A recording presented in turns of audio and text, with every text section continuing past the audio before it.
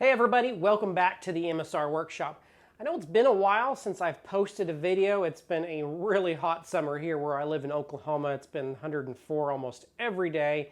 And even with the little air conditioner that I have, it's still just been so hot to get out in the shop. And of course, we've been doing family things over the summer. But it is time to post a video for y'all because I know you've been needing more content. So today's video, we are going to show you how to build this basic but very effective circle cutting jig for your bandsaw, so stay tuned.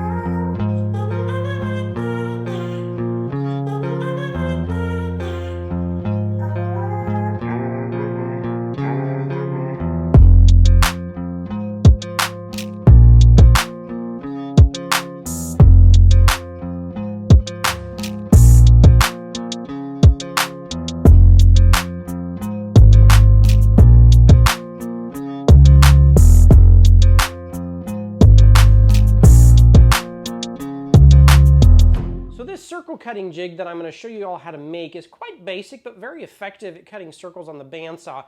And bandsaw is one of the easiest tools, if not the easiest tool, for making really good and perfect looking circles very quickly, very effectively. So let me show you what supplies we're going to need. So I'm going to build an abbreviated version of what I made here. Now it's just going to be a little bit smaller just because I already have one, don't need to make a second one. But it's going to be the basic same design so y'all can follow along and make one just for yourself. So you're going to need some sort of wood, whether it be MDF or some high-grade plywood. The reason you want a high-grade plywood is because you don't want to have a cheap plywood that isn't flat and it bows. Now, bowing isn't going to be a huge deal, but if you want your edges on your circle that you're cutting to be a perfect 90 degrees, then you want to avoid stuff that's cupped or the other way, because then your edges won't be perfect. Now, if that isn't too big of a concern, then you can use stuff with a little bit of a bone. It shouldn't be a problem. The next thing we're going to need is just a piece of wood. Now, we're going to use this wood for the runners on our bottom to fit in the T-tracks of our saw. You can use any piece of scrap wood, or you can use, what's the stuff called? It's the stuff that the plastic cutting boards are made out of. A few moments later. I'm going to think of the word here in just a second. Anyways, you can use that, or if you go to your local woodworking store like a Woodcraft, they have the aluminum T-tracks that you can buy. Of course, those are going to be more expensive, but they do work well. And last but not least, we're going to use some sort of stick-on measuring tape. Now, this brand here is Fast Cap. I really, really liked Fast Cap. It's my favorite that I use. And as you can see here on my saw stop, you probably can't see the way I've got my camera pointed. It has replacement. Hello? Hello? Anybody home? Hey, think McFly, think. Measuring track tape, that's what it's called. And the reason I like this is first off, it's metal, so it holds up really well to a lot of use. Next, it has all of your fractional measurements written on here. So 3/4, 7/8, 5/8, 1/4 inch, all of that. And then on the other side of the tape, it has millimeter measurements. Makes setting up your table saw fence, your bandsaw fence, whatever you happen to use it for, quite easy. So really like this. So on the bandsaw here, what we're gonna do is we are gonna set up our fence where both of these T-tracks on this particular table are exposed, because we're going to use both of them. Doesn't need to be a lot on this inside, but enough that we have room to attach our runners on the bottom. Next, we're going to go ahead and cut this all the way to the edge of our table. Now, when you select a piece of wood, it's best to select a piece of wood that is at least the width of your table, because we are going to cut it through and we are going to stop flush with the edge. It'll make more sense once we start it. So.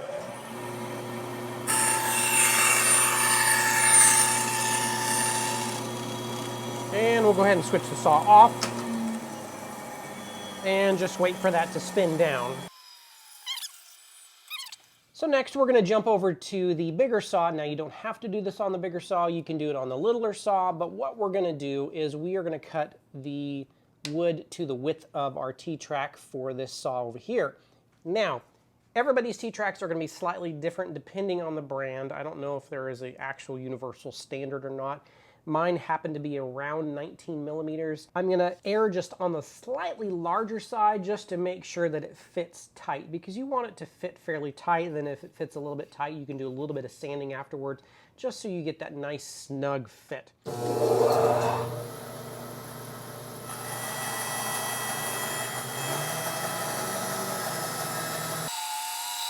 Next, now that we've got this a good fit, we're going to go ahead and just rip this down the middle, because we just need just enough to ride in the track. It doesn't have to be the full height of the track, and I'll show you what we'll do.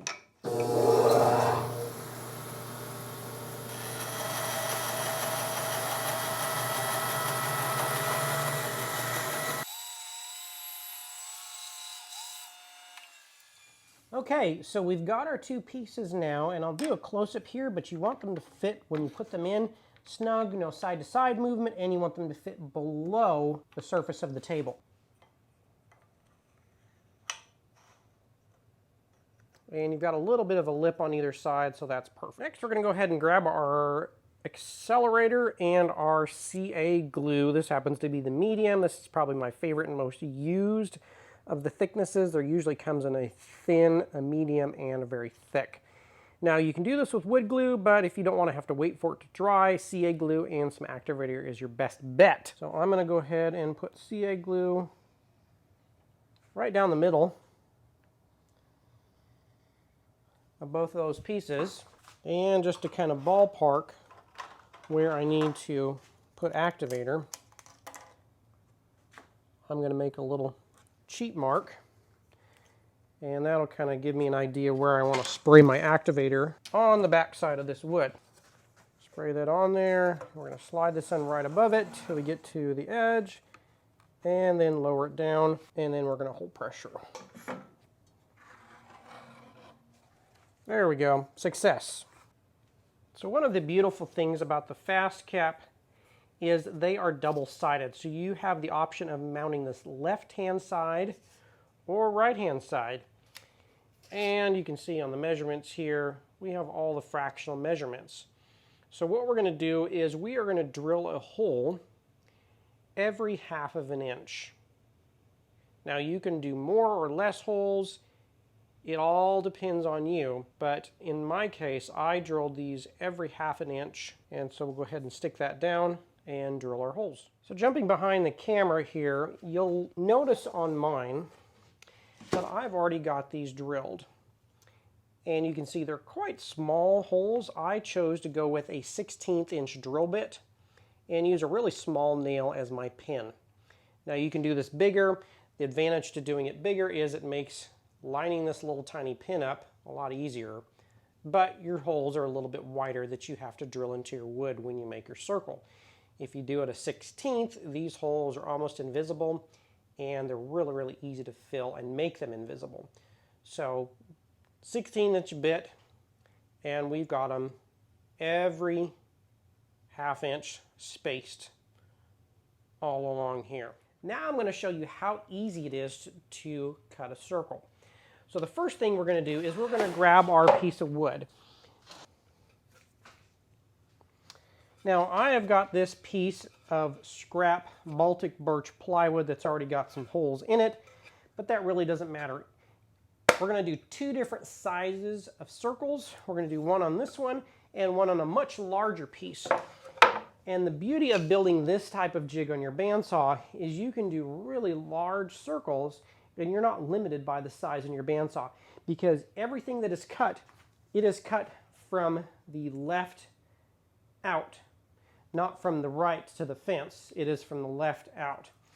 So, best way to find center on a square is just make an X. Get you a straight edge, make an X. So let's grab a straight edge.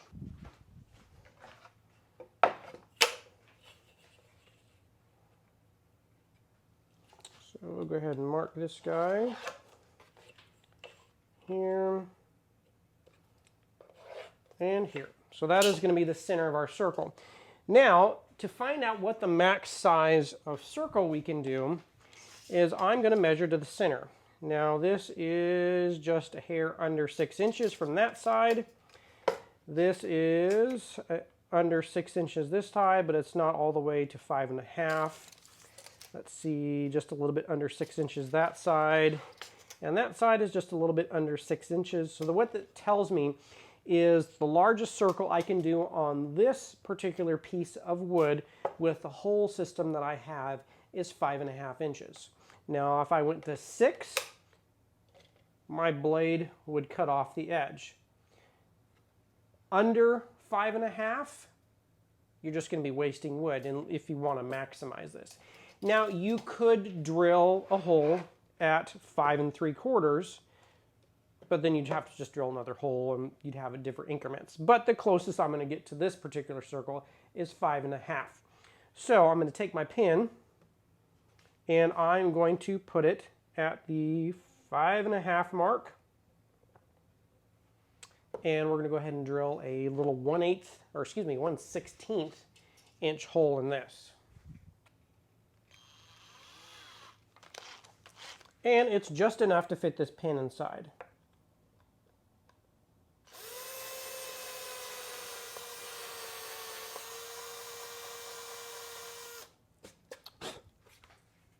So let's get our pin lined up.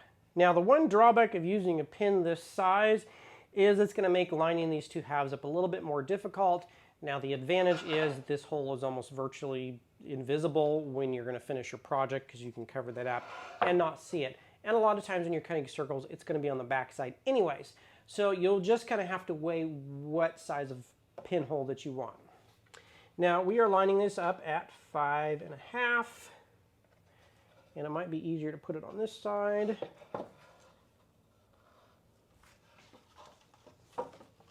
There we go. 5.5. And the idea is to let this swivel.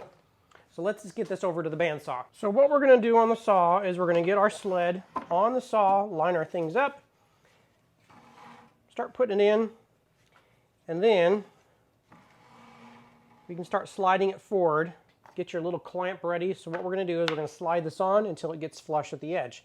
Now what some people will do is they will have a little stop mounted to the underside of their sled so they know how far to push, and then it just stops. And then I like to clamp it down just because it keeps it steady. Now the reason I like to clamp it down too is if I have this really wide for large circles, it keeps this from popping up off of the track over here.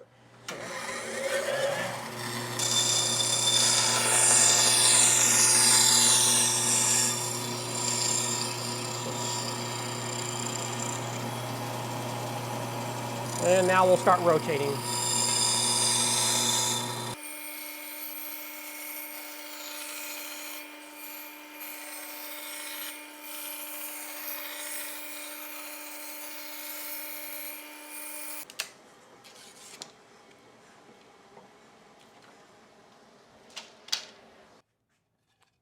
Okay, so we've got our circle. Now you may have noticed in the video, and I may cut this out, I may not, we'll see, is I had to go around more than once, and the reason is because I think I deflected the blade just a little bit, and so it was pushing it out. Now it's still perfect circle, and the edges are actually nice and smooth, so I don't have to do too much prep work at the end. But now I have a nice 5.5 inch circle. Let's do another one. All right, next we are going to do a large piece of MDF. And this is going to be a 23.5 inch circle. So once again, we are going to mark out our center.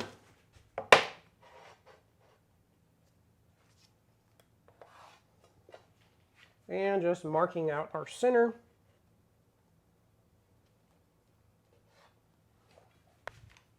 Drilling just a little bit of a hole here.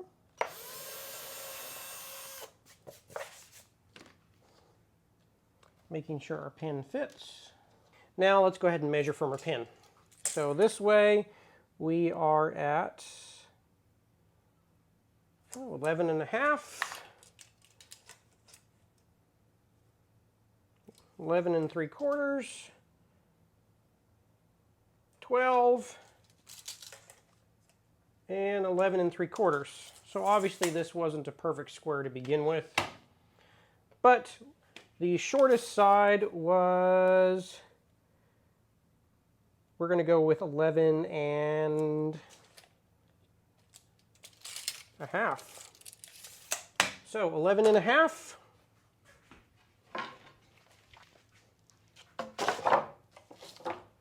We're going to get our jig, and we are going to put our pin at 11 and a half. Doubling that makes a 22-inch circle.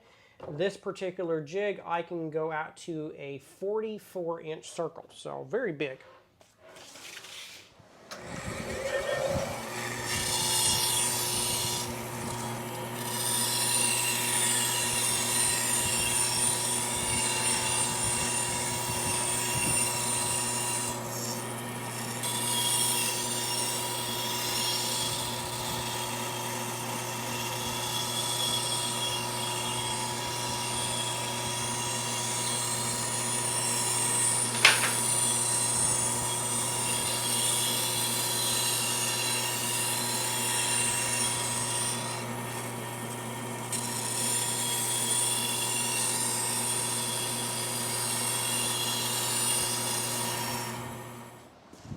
So, as you can see, perfect circle. And actually, MDF is one of my favorite materials to cut. It also makes great jigs because it is dimensionally stable.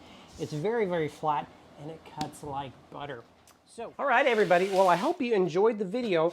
I do recommend building one of these jigs. They're super simple and really effective at cutting circles, and you can customize it to your needs. As you saw, it was very basic, but you have a readout here, so you have an infinite variability on sizes of circles that you can make, up to obviously 44 inches. If you needed bigger, you would just need a bigger one. And then you'd have to worry about, you know, maybe sagging on one side. But that's a whole different story. 44 inches is pretty darn big.